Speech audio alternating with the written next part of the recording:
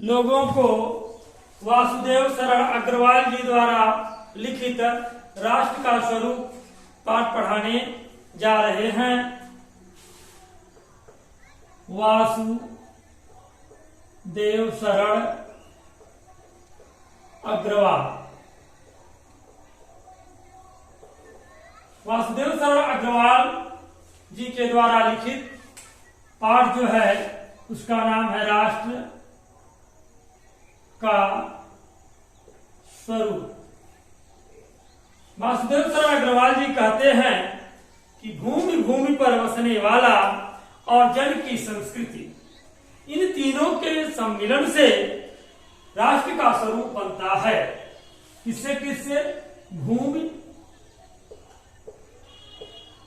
और उस भूमि पर बसने वाले लोग अर्थात जन, और उस लोगों के उत्तम प्रकार की विचारधाराएं, उनके उत्तम आचरण अर्थात संस्कृति।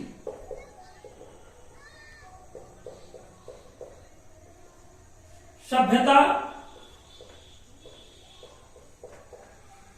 इन तीनों के सम्मिलन से ही राष्ट्र का स्वरूप जो होता है वह बनता है। इन तीनों के सम्मिलन से, इन तीनों के सम्मिलन से राष्ट्र का स्वरूप बनता।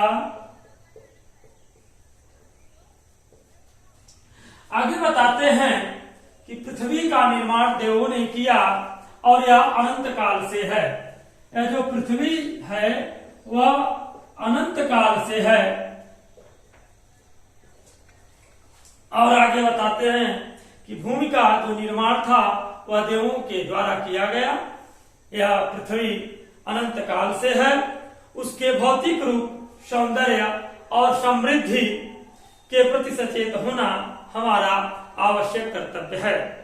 हमें अपनी मातृभूमि के प्रति, उसके भौतिक रूप के प्रति, उसके सौंदर्य के प्रति हमें सदैव सचेत रहना चाहिए। भूमि के पार्थिव स्वरूप के प्रति हम जितने अधिक जागृत होंगे उतनी ही हमारी राष्ट्रीयता जो है वह बलवती होगी। अपनी मातृभूमि के प्रति सदैव जागृत रहना चाहिए। अपनी मातृभूमि के लिए अपने प्राणों को न्यौछावर भी यदि करना पड़े तो हमें हंसते हुए अपनी भारत माता के लिए, अपनी भारत भूमि के लिए अपने प्राणों का बलिदान दे देना चाहिए।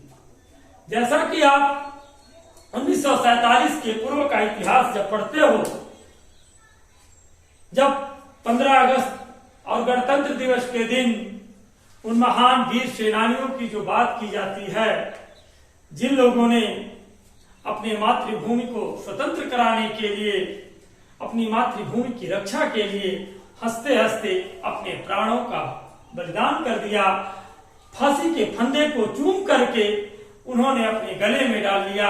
ऐसे महान क्रांतिकारियों के विषय में जब सुना जाता है, इन महान देशभक्तों की कहानियों को सुनकर के वास्तव में हमारे रोम रोम में जो वीरता का संचार होता है, वही वीरता का संचार वास्तव में प्रत्येक समय अपने राष्ट्र भूमि के प्रति हमारे हृदय में होना चाहिए। जब यह भावना हमारे हृदय में व्याप्त होगी तो अपनी मातृभूमि के प्रति, अपने राष्ट्र के प्रति जो हमारी राष्ट्रीयता होगी वह बलवती होगी, वह मजबूत होगी।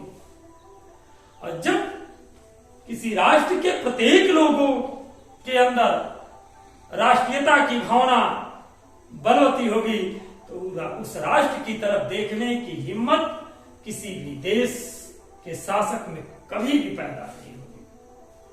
जब हम हमारे देश के लोग अंग्रेजों के चंगुल से अत्यधिक पीड़ित होने लगे, क्योंकि अंग्रेजों ने नाना प्रकार के अत्याचार हम सभी लोगों के साथ किया।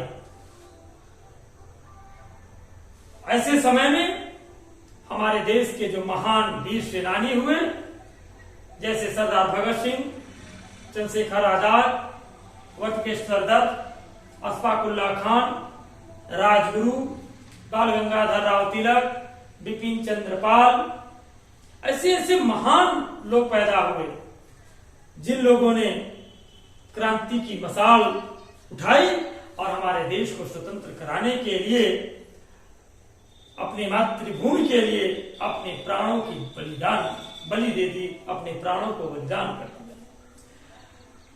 हमारे देश के राष्ट्रपिता महात्मा गांधी जी के द्वारा न जाने कितने प्रकार के आंदोलन चलाए गए और उन आंदोलनों में हमारे देश के न जाने कितने नौजवानों ने भाग लिया और भाग लेकर के हमारे देश को स्वतंत्र कराने में अपना महत्वपूर्ण योगदान दिया।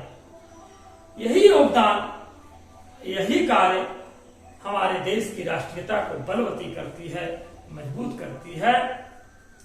आगे हम पढ़ाने से पूर्व थोड़ा सा अपने देश के प्रति इन प्रकार के उत्तम क्रांतिकारियों के द्वारा किए गए वीरतापूर्ण कार्यों को स्मरण करके हमने आप सभी लोगों को यह बताने का प्रयास किया कि इन्हीं वीर सेनानियों की तरह हम सबके अंदर भी राष्ट्रीयता की भावना पूर्ण बलवती होनी चाहिए और जब हमारे अंदर राष्ट्रीयता की भावना बलवती होगी तो हमारे देश की तरफ कोई दुश्मन देश कभी आंख उठाने की हिम्मत नहीं करेगा। आगे फिर हम इस विषय पर कल चर्चा करेंगे।